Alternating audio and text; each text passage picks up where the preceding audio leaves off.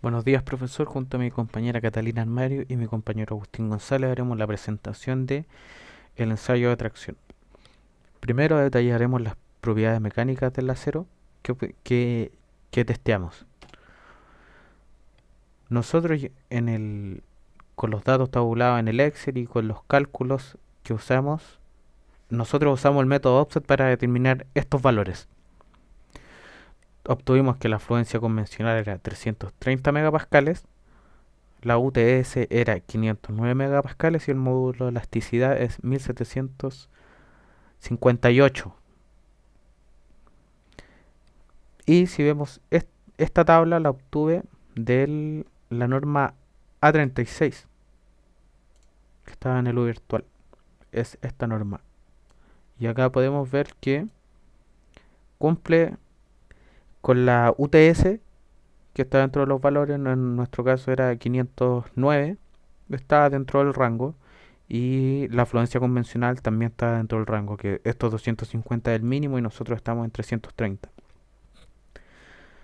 Con estos valores y sabiendo que es un A36, podríamos ver la composición química del acero.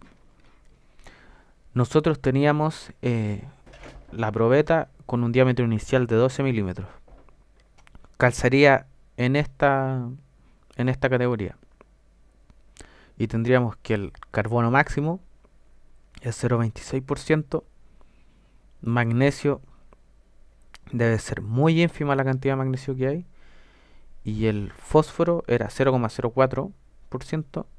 Los sulfuros 0,05%. Y esa sería la composición de carbono.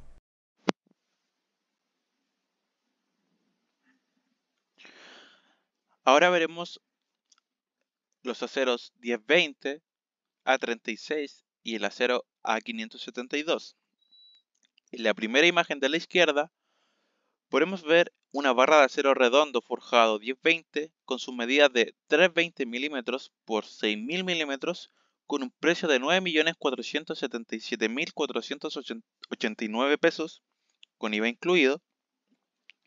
Un acero Una plancha laminada ACTM A36 con sus medidas 8 mm por 2.440 mm por 12.000 mm con un precio de 2.047.107 pesos con IVA incluido. Una plancha de acero gruesa ACTM A572 con sus medidas 22 mm por 2,44 m por 12 metros con un precio de 4.087.790 con IVA incluido. Pero ¿cómo determinamos la fluencia de estos aceros? ¿Y qué métodos existen?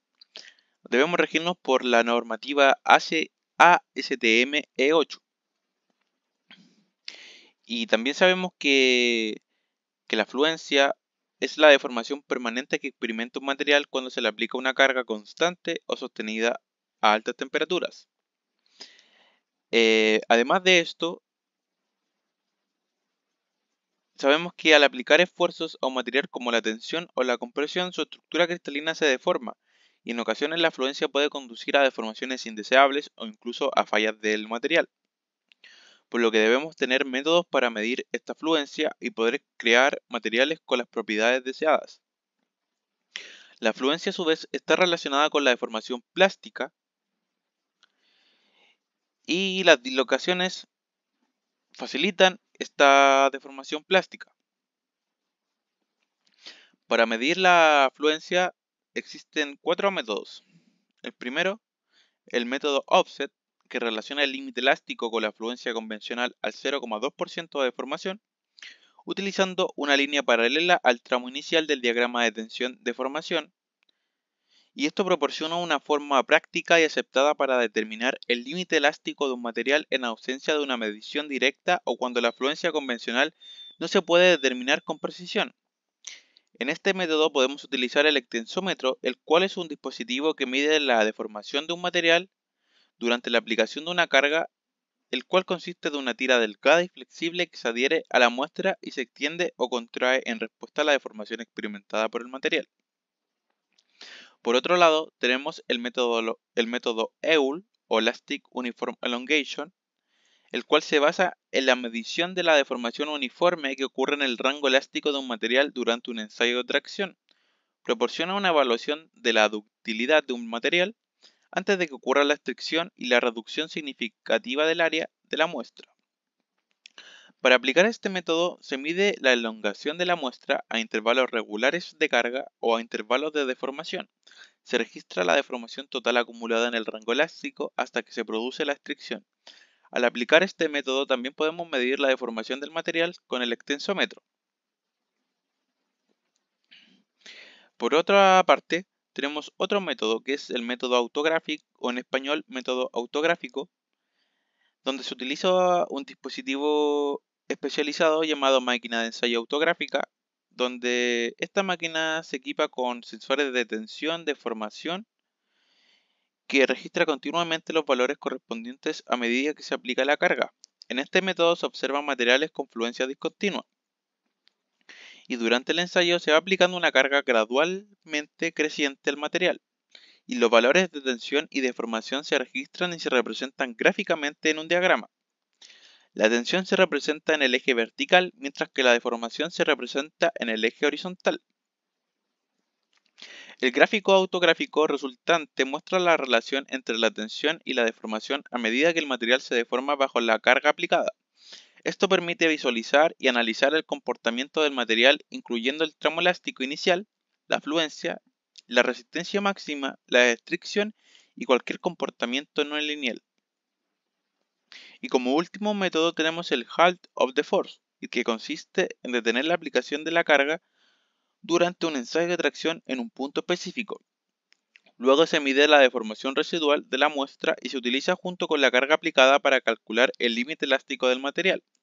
Este método se utiliza cuando no es posible medir directamente el límite elástico con métodos convencionales y puede proporcionar una evaluación rápida del límite elástico en situaciones específicas. Sin embargo, este método tiene limitaciones y suposiciones inherentes, por lo que se debe utilizar con precaución.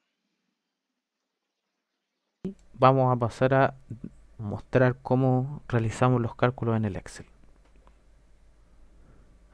Primero que nada,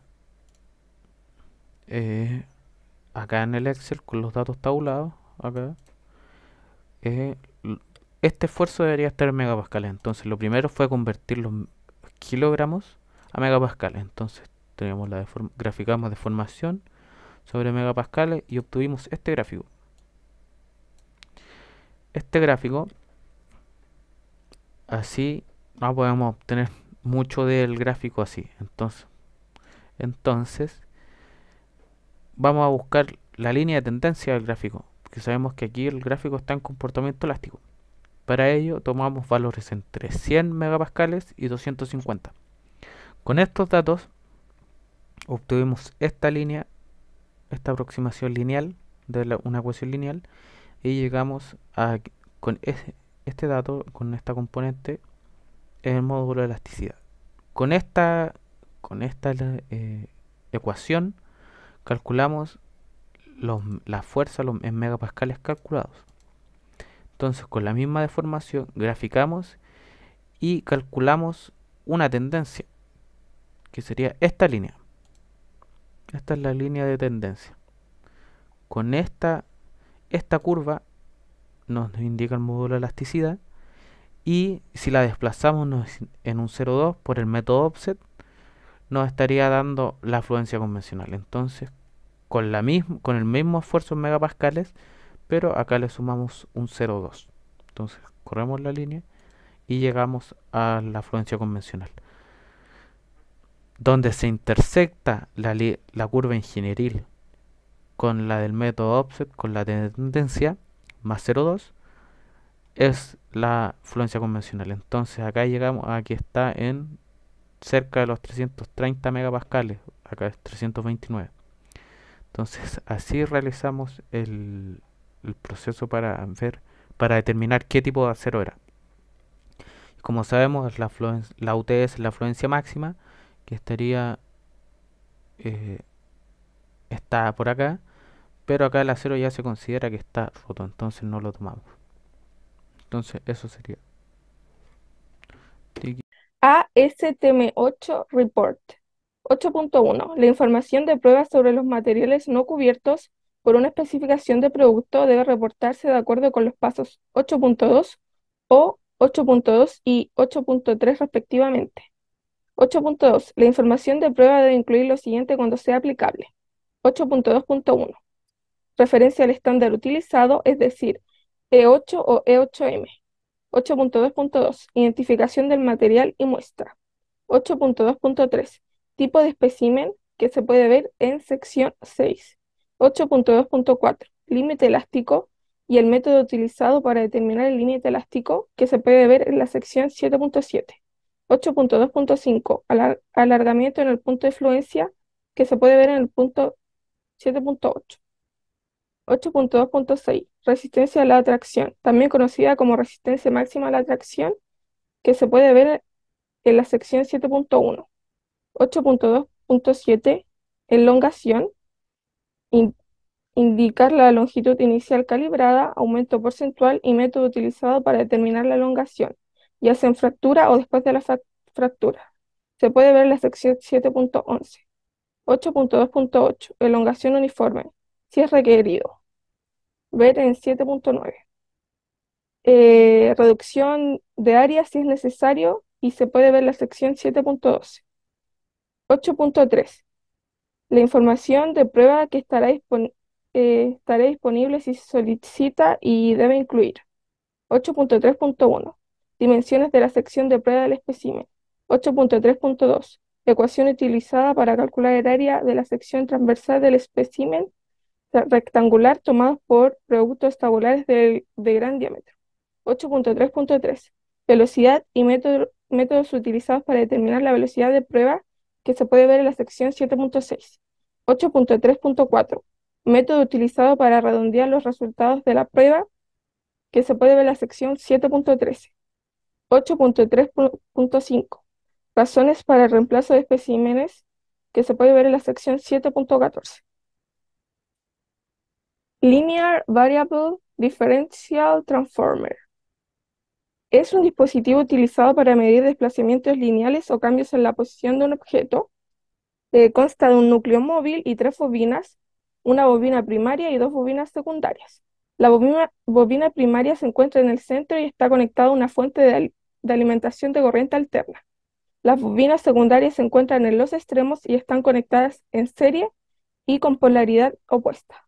Cuando no hay desplazamiento, las 3 bobinas secundarias producen voltajes iguales, pero en dirección opuesta, lo que resulta en una señal neta de salida igual a cero. Cuando se aplica un desplazamiento al núcleo móvil del dispositivo, el flujo magnético a través de las bobinas secundarias cambia.